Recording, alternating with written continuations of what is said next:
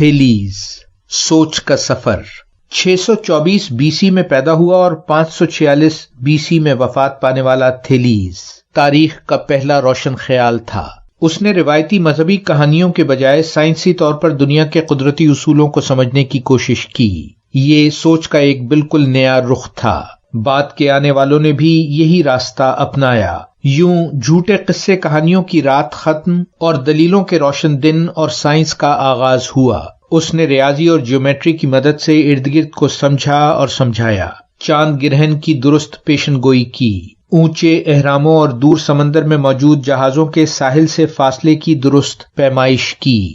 Science اور ریاضی کے اس بابا آدم کو یاد رکھنے کے لیے چاند کے ایک گڑھے کو سائنسدانوں نے تھیلیز کا نام دیا ہے۔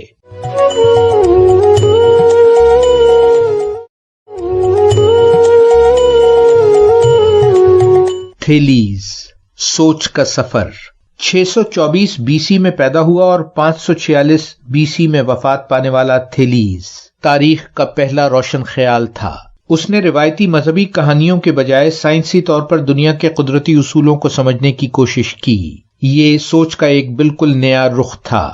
بعد کے آنے والوں نے بھی یہی راستہ اپنایا۔ یوں جھوٹے قصے کہانیوں کی رات ختم اور دلیلوں کے روشن دن اور سائنس کا آغاز ہوا۔ اس نے ریاضی اور جیومیٹری کی مدد سے ارد گرد کو سمجھا اور سمجھایا، چاند گرہن کی درست پیشن گوئی کی، اونچے اہراموں اور دور سمندر میں موجود جہازوں کے ساحل سے فاصلے کی درست پیمائش کی۔